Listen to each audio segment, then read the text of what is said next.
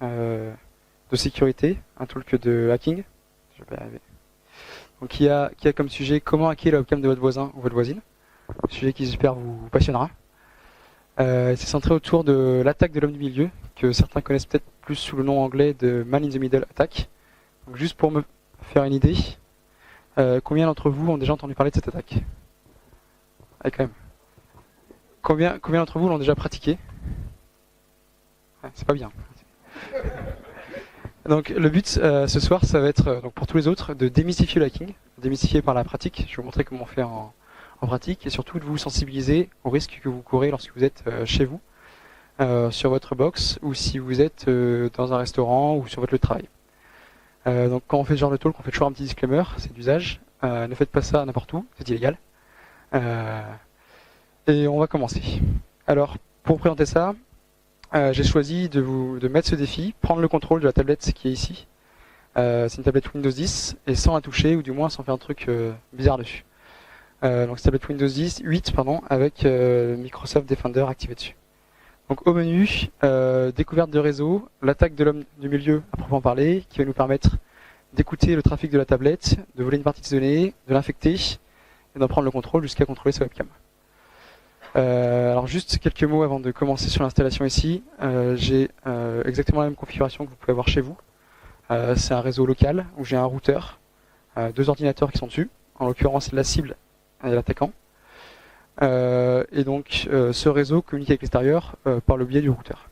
Donc comment ça se passe normalement? Lorsque la cible fait une requête, elle cherche à accéder à un site internet, ça passe par le routeur qui retransmet la requête au monde extérieur, la réponse revient, le routeur la transmet à la cible. Comment ça se passe dans le cas de l'attaque de l'homme du milieu? Il y a une faille qui s'appelle une usurpation d'ARP qui permet à l'attaquant de faire passer du point de vue du routeur pour la cible et de se faire passer pour le routeur du point de vue de la cible. Ce qui fait que pour les deux, tout va être transparent, ça va être comme avant, sauf que tout le trafic va passer par l'attaquant. Et ça, c'est la base de ce qu'on va faire ce soir. C'est tout pour la théorie, on y va. Alors, première étape, savoir où on est, donc savoir qui je suis. Donc moi ici, je vais grossir un peu peut-être.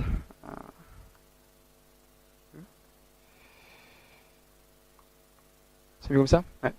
Donc moi ici, je suis ce garçon-là, donc je suis connecté en Wi-Fi, très bien. Ça c'est mon IP local, donc on va le retenir comme 0.100. Et je suis donc sur le réseau 192.168 qui reste réseau local. Maintenant je vais scanner mon entourage. Je vais enregistrer. Hop, donc là je m'intéresse à qui est sur le réseau, donc je vais utiliser Nmap qui est un logiciel de scan, qui va en fait pinguer toutes les adresses possibles sur le réseau, et celles qui répondent, ce seront celles qui sont effectivement sur le réseau. Ça met un petit peu de temps, mais ça va arriver. Très bien, donc ici j'ai 3 personnes sur le réseau, ça tombe bien. J'ai mon routeur, 0.1, j'ai moi, 0.100 on vient de le voir, et 0.101 qui est la tablette ici. Donc il y a des moyens de s'assurer que c'est bien la tablette, mais comme on a peu de temps, je vais avancer à la suite. On va passer à l'attaque de l'homme du milieu. Pour ça, deuxième logiciel, il s'appelle Ethercap. C'est très simple d'utiliser. Je vais utiliser l'interface graphique qui est ici. Ah, par contre, là, je suis pas sûr de pouvoir zoomer. Vous voyez, ça va? Ouais. Ok, donc ici, donc je l'ai préconfiguré. Ici, l'idée, c'est que j'ai à gauche ma liste de targets 1, à droite ma liste de targets 2, et moi, je vais me placer en tant qu'attaquant entre les deux. Donc à gauche, j'ai mis le routeur, et à droite, j'ai mis la cible. Et je vais lancer l'attaque Man in the Middle. Et c'est tout ce que j'ai à faire sur le logiciel. Tout est fait pour moi. C'est quand même génial. Et maintenant, une fois qu'on est là, l'attaque en soi est faite. On va pouvoir commencer à en profiter. Donc de façon assez passive, je vais juste écouter le trafic.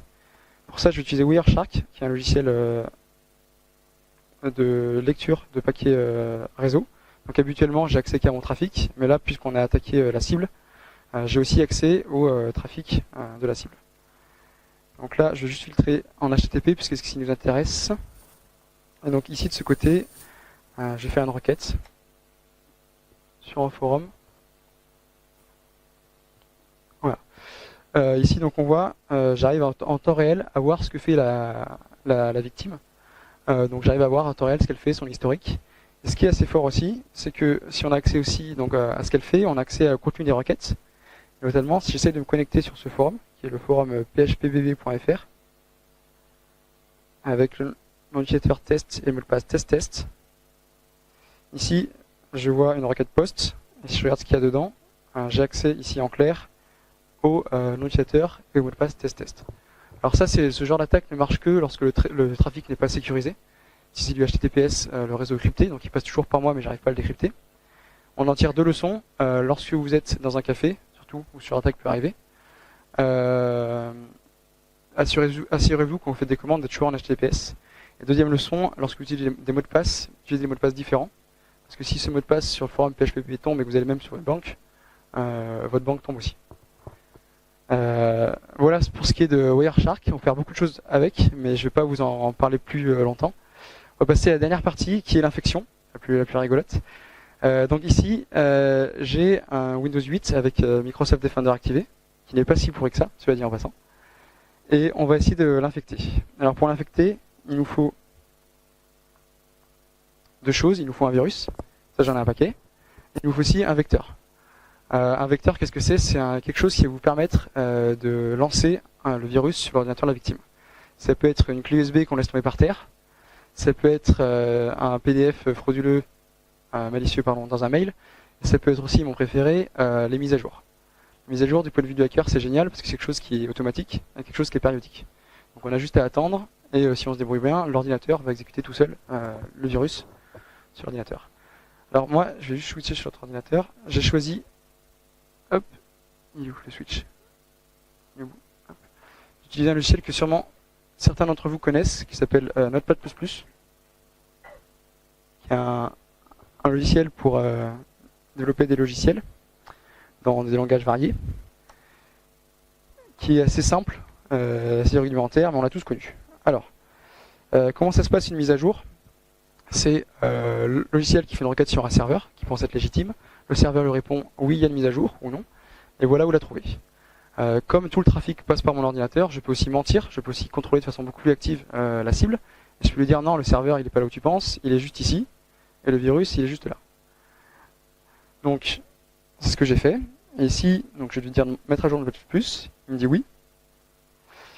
Il me dit ah, une mise à jour est disponible, tout à fait. Et il me télécharge une mise à jour, qui est en fait un cheval de Troie. Je vais re-switcher sur l'autre, bougez pas. Hop. Donc j'ai utilisé un quatrième logiciel qui s'appelle Metasploit, qui est un framework de hacking assez génial. C'est une boîte à outils qui fait beaucoup de choses, et notamment ce qu'elle fait, c'est qu'elle permet de lancer de créer des bases de Trojan et de lancer des listeners qui vont attendre que le Trojan se connecte à ce listener. Donc c'est ce que j'ai fait ici. Donc ça se configure ici en 5 lignes de commande. Une. Ah pardon, excusez-moi. 2. Allez. Host. Le port. Et c'est tout. Et ensuite, j'ai plus qu'à taper exploit. Et il attend. Ok. Ici, je vais appuyer sur le bouton oui que vous avez vu tout à l'heure. Voulez-vous installer la mise à jour? Je fais oui. Et c'est bon. Le Trojan est lancé. Donc là, j'ai accès à la machine Windows 8 sans que le pare-feu ou l'antivirus dise quoi que ce soit. On peut faire beaucoup de choses avec ça. On peut, par exemple, prendre un screenshot. On peut accéder, télécharger l'intégralité du disque dur. On peut exécuter le script sur la machine. On peut faire des trucs assez rigolos. On peut, par exemple, lancer un keylogger qui va enregistrer le clavier. Donc je tape ici quelque chose.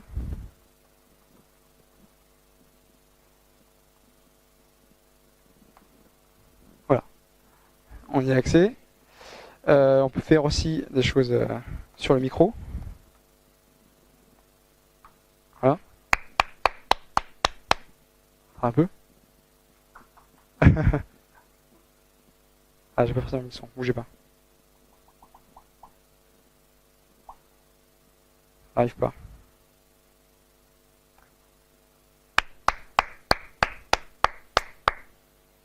Donc le micro ne marche pas. Ah, ça marche. Très bien. Et ce pourquoi vous êtes venu, donc je vais vous demander de faire un petit sourire.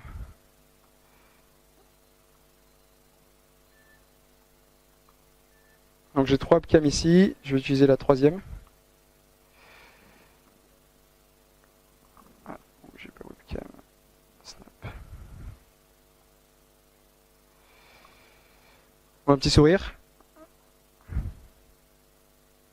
Ah, on recommence. On recommence. Voilà. Donc c'est le webcam qui est branché sur cet ordinateur là. Donc voilà le genre de choses qu'on peut faire avec, quelques 4 logiciels qui sont open source et tout public. Voilà, c'est des questions.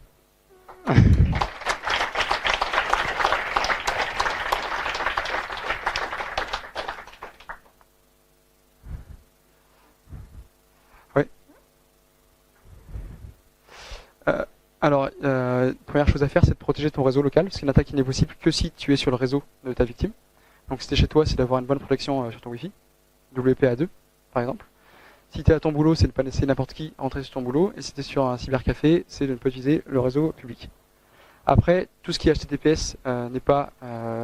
tu peux lire le trafic facilement, en tout cas. Après, tu es toujours sensible à une infection par un virus. Tu peux pas lire directement le trafic HTTPS.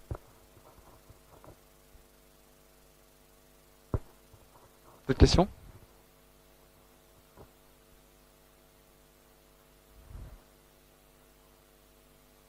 Oui. Enfin, donc 2 personnes, à partir du moment où l'attaquant est sur le réseau de la cible, il peut installer un virus sur la cible. Oui. Enfin, il faut trouver des chemins détournés. Les chemins, à chaque fois, c'est toujours le jeu du chat et de la souris où tu vas avoir une faille, ici celle de Notepad++ par exemple, qui va être fixée. Et ensuite, il va falloir trouver une nouvelle faille. Mais en pratique, dès que tu es assez proche de la victime, tu as assez de contrôle sur elle pour trouver une faille.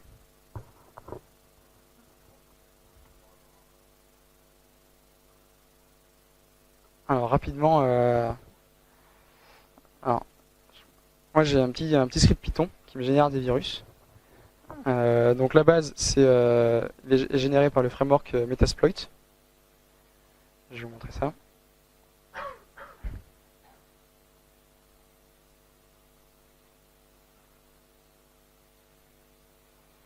Donc ça c'est mon script pour générer... non, ça c'est mon virus, pardon. Tac. Ça c'est mon script pour générer un virus. Donc c'est un script qui tourne en à peu près 20 secondes, qui va me permettre de générer un virus. Et en soi, tout ce qu'il fait, c'est prendre la sortie de ce que lui donne Metasploit, l'encrypter de façon à échapper aux antivirus, et l'insérer dans un script C qui va ensuite être compilé. Donc c'est quasiment instantané, une fois qu'on a pris le temps d'écrire le script.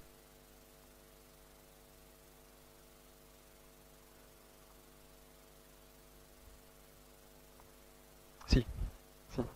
Là où je vous mens un petit peu, c'est que c'est une version qui a 1 an que j'utilise là. Il a été patché depuis. Comme il a été patché, il est patché en HTTPS, ce qui fait qu'on n'a plus de contrôle dessus. Mais il y a encore beaucoup de logiciels gratuits qui sont en HTTP. Je pense notamment à WinRAR ou ce genre de choses, qui sont gratuits et très peu mis à jour, et que tout le monde utilise. Et c'est souvent vers ce genre de logiciel qu'on se tourne.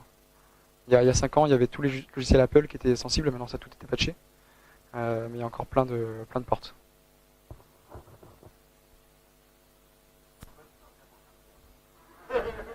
Bah, je te remets la première slide du coup. Non, en pratique, j'ai beaucoup joué avec quand j'étais en école. Euh, disons que depuis, je m'en sers beaucoup moins. Parce que j'ai un voisin et pas une voisine. Et non, en pratique, c'est seulement pour l'intérêt théorique et l'amusement, quoi. C'est comme un problème de maths compliqué ou un code une feature un peu compliquée à développer, quoi. Alors, si tu fais ça sur les gens consentants, tu risques rien. Et après, la loi est assez floue dessus, mais en France, c'est toute tentative d'intrusion est punie par la loi. Et les sanctions vont jusqu'à tel niveau, et c'est des amendes de l'ordre de plusieurs centaines de milliers d'euros, et emprisonnement jusqu'à 5 ans. Ouais.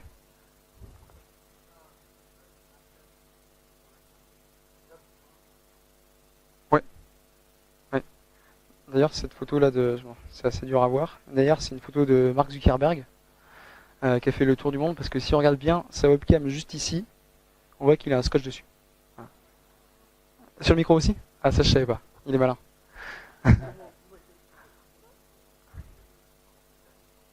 Aucune idée. Aucune idée. Tu tapes dessus.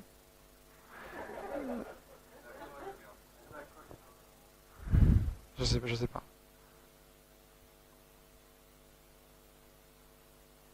Alors ouais, en gros il y a trois, on va dire, il y a deux grosses méthodes. Il y a la signature, s'il reconnaît quelque chose qu'il a déjà vu.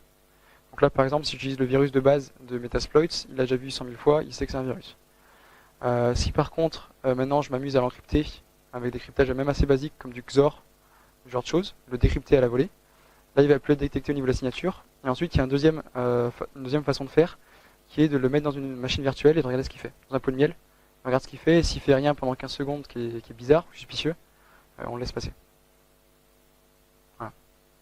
Donc c'est finalement assez facile à bypasser parce qu'un antivirus ça a que 15 secondes devant lui, il ne peut pas se permettre de passer 30 minutes à analyser un virus. Alors que toi, ton virus, tu peux passer 2 mois à le faire sans problème. Une question? Non. C'est un passe-temps. Je m'en suis servi une fois, ça m'a servi une fois. C'est quand j'avais oublié un mot de passe, décrypté quelque part, et que je me suis auto-hacké pour avoir mon mot de passe en clair dans la requête. C'est la seule fois où je m'en suis servi.